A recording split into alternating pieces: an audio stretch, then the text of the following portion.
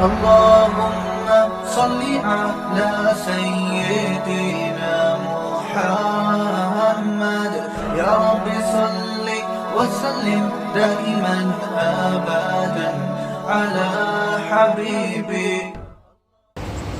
الحمد لله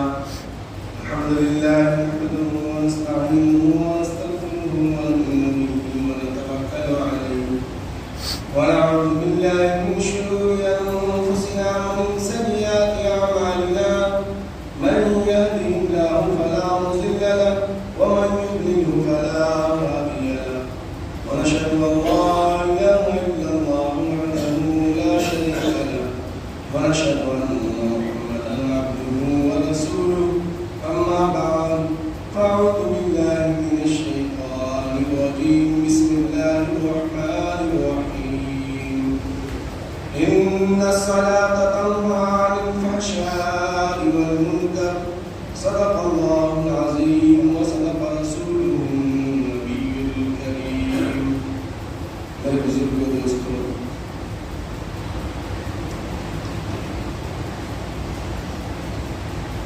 کل عید کا دن تھا. ہم لوگوں نے عید کی نماز پڑھی، رمضان کا اہتمام کیا اور کافی مجمع کے ساتھ ہم لوگوں نے نماز ادا کیا. اور آج فجر کا یہ حال تھا کہ فجر میں ایک صف نمازی تھے، ایک صف اور کچھ تھے 2-4 لوگ. رمضان ختم ہوا، عید ختم ہوا، ہم نے اپنے آپ کو یہ سمجھ لیا کہ شاید اب نماز کی ذمہ داری ہم سے ختم ہو گئی. دین میں، اسلام میں کسی چیز کو مخصوص نہیں کیا گیا، یہاں تک کہ اسلام کا کوئی لباس بھی مخصوص نہیں. آپ جب کتابوں کو پڑھیں گے اسلام میں یہ کہیں پر لکھا ہوا نہیں ہے کہ آپ کو پنجابی کرتا ٹوپی یہ اسلامی لباس ہے. اللہ نے اسلام کو، اللہ کے نبی صلی اللہ علیہ وسلم نے اسلام کو فروغ دینے کا حکم دیا کہ اسلام ہر جگہ ہونا چاہیے، ہر لباس میں ہونا چاہیے، ہر طبقے میں ہونا چاہیے. اس لیے اللہ نے نماز کو یا کسی مہینے کو یا کسی خاص وقت کو مقرر نہیں کیا کہ آپ اس وقت میں نماز پڑھیں اور اس کے بعد آپ نمازوں کو ترک کر دیں. کتاب میں یہ کہیں نہیں لکھا ہوا کہ آپ رمضان میں نماز پڑھیں اور رمضان کے بعد آپ اپنی نمازوں کو ترک کریں. مخصوص کوئی چیز نہیں، فضیلت ہے کہ رمضان میں نماز پڑھنے کی فضیلت بڑھا دی جاتی ہے اور بقیہ وقت میں جو اللہ نے فرمایا اس کے مطابق آپ کو ثواب دیا جاتا ہے. قرآن کی میں ایک آیت پڑھا ابھی، اس آیت کا ترجمہ ہے کہ ان الصلاۃ تنہی عن الفحشاء والمنکر، بے شک نماز تمام برائیوں سے اور فحش کاموں سے روک دیتی ہے. آپ جب ایک مہینہ نماز پڑھ رہے تھے تو ماشاءاللہ آپ بہت ساری برائیوں سے بچے ہوئے. اولا تو آدمی پاک رہتا ہے. جو آدمی فجر کی نماز پڑھتا ہے اسے یہ سوچتا ہے کہ مجھے ظہر پڑھنی ہے تو اس وقت تک وہ حاجت یعنی پاکی اختیار کرتا ہے تاکہ فجر کی نماز مل جائے. تو جو نماز سب سے پہلے آپ کو پاک اور صاف رکھتا ہو وہ نماز کی برکتیں کتنی ہوں. آپ کتابوں میں آتا ہے کہ نماز پڑھنے سے آپ کا رزق بڑھا دیا جاتا ہے. جو نمازی ہوتا ہے اس کو رزق کی تنگی نہیں ہوتی، اسے کھانے کے لیے کسی سے کچھ مانگنا نہیں پڑتا.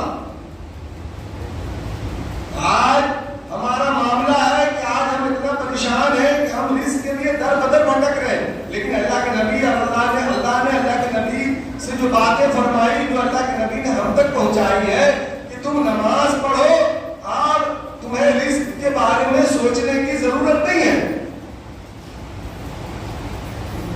ہم نے نماز کو چھوڑ دیا اور ہم پریشان ہو گئے. ہم نے انسانوں میں اپنے رزق کو تلاش کیا، اس لیے اللہ نے ہم کو بھوکا بھی رکھ دیا. اللہ تعالیٰ قرآن کی آیت میں فرما رہے ہیں کہ الفحشاء والمنکر، بے شک نماز ہر برے چیز سے، ہر برے فعل سے روک دیتی ہے۔ حضرت معاذ بن جبل رضی اللہ تعالیٰ عنہ فرماتے ہیں، اللہ کے نبی صلی اللہ علیہ وسلم کی ایک حدیث نقل کرتے ہیں کہ اللہ کے نبی صلی اللہ علیہ وسلم نے ارشاد مجھے 10 باتوں کی وصیت فرمائی۔ حضرت معاذ فرماتے ہیں کہ اللہ کے نبی صلی اللہ علیہ وسلم نے مجھے 10 باتوں کی وصیت فرمائی، جس میں پہلی وصیت فرمائی کہ اے معاذ اللہ کے ساتھ کسی کو شریک نہ کرنا، اللہ کے ساتھ کسی کو شریک نہ کرنا، چاہے تم قتل کر دیے جاؤ یا جلا دیے جاؤ۔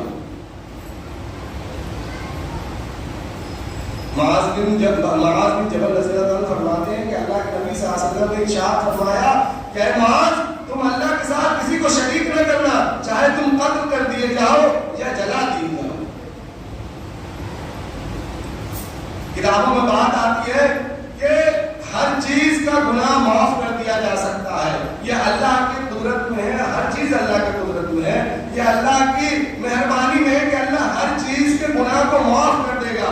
زانی کو بھی اللہ ہو سکتا ہے معاف کر دے گرگرانے سے، اور چور کو، قتل کرنے والے کو ہو سکتا ہے اللہ معاف کر دے، لیکن کتابوں میں بات آتی ہے کہ جس نے اللہ کے ساتھ شرک کیا اسے اللہ کبھی معاف نہیں کرتا۔ اللہ کے ساتھ شرک کیا ہے کہ اللہ کے ذات کو چھوڑ کر کسی اور سے امید لگا لینا، یہ شرک ہے۔ ہم نے کسی انسان سے امید لگا لیا کہ یہ میری حاجت کو پوری کرے گا اور ہم نے اللہ کی امید چھوڑ دی، یہی شرک۔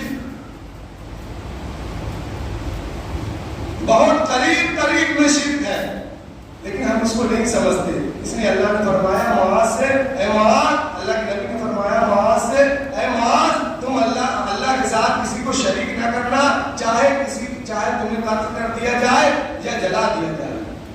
دوسری نمبر 2 میں فرمایا کہ تم اپنے والدین کے ساتھ کبھی نافرمانی نہ کرنا، چاہے وہ تمہیں کہے کہ تم اپنی بیوی کو طلاق دے دو یا سارا مال خرچ کر دو۔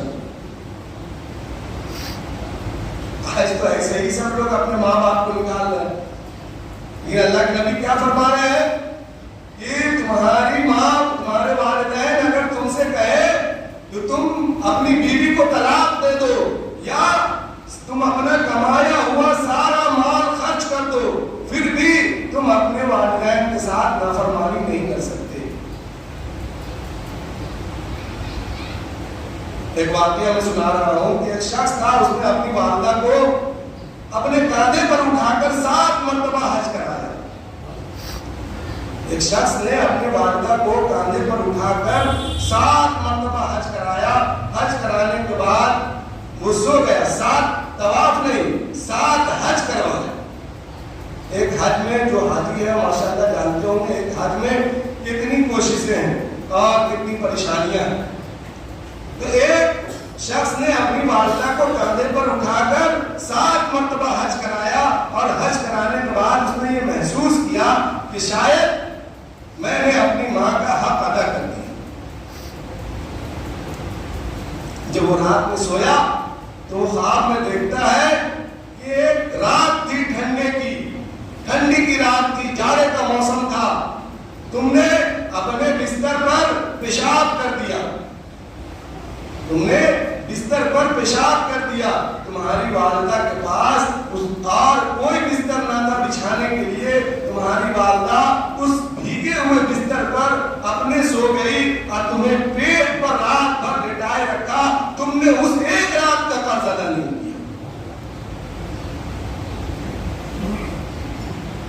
اس لیے اللہ کے نبی معاذ بن جبل سے فرما رہے ہیں کیا کہ تم اپنے والدین کو کے ساتھ حسن سلوک کرنا، چاہے وہ نافرمانی نہ کرنا، چاہے وہ تمہیں کہے کہ تم اپنی بیوی کو طلاق دے دو یا تم اپنا کمایا ہوا سارا مال خرچ کر دو۔ یہ اللہ کے نبی معاذ بن جبل سے وصیت کریں۔ تیسری وصیت آپ نے کیا فرمائی؟ اے معاذ کبھی نماز مت چھوڑنا، کبھی نماز مت چھوڑنا، کیونکہ نماز ہی ایسی چیز ہے جو تمہیں جنت میں لے جاتی ہے یا پھر دوزخ میں لے جاتی ہے.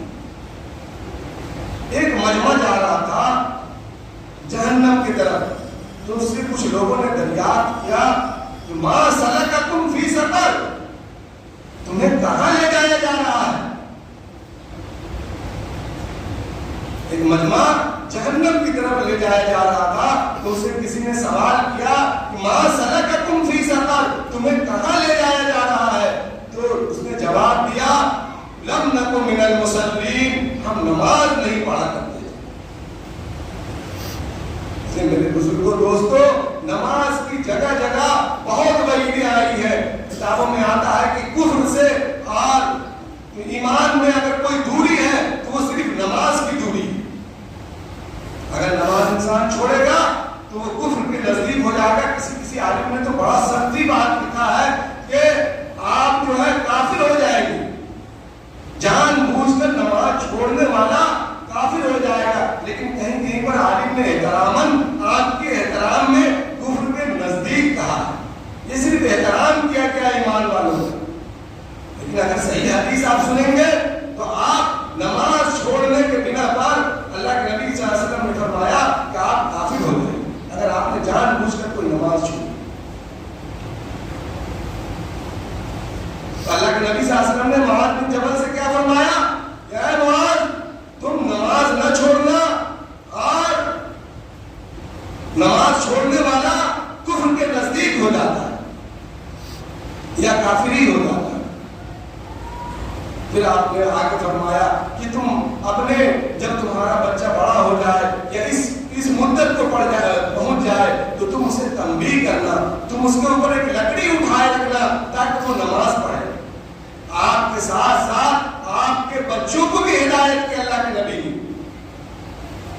اگر نماز بہت یعنی ایسے ہی کرنے والی چیز ہوتی تو آپ کو سمجھا کر اللہ کے نبی چھوڑ دیتے کہ اے معاذ تم نماز پڑھنا. لیکن معاذ رضی اللہ تعالیٰ سے کیا فرما رہے ہیں اللہ کے نبی کہ تم اپنے بچوں کو بھی ہدایت کرنا کہ وہ نماز پڑھے.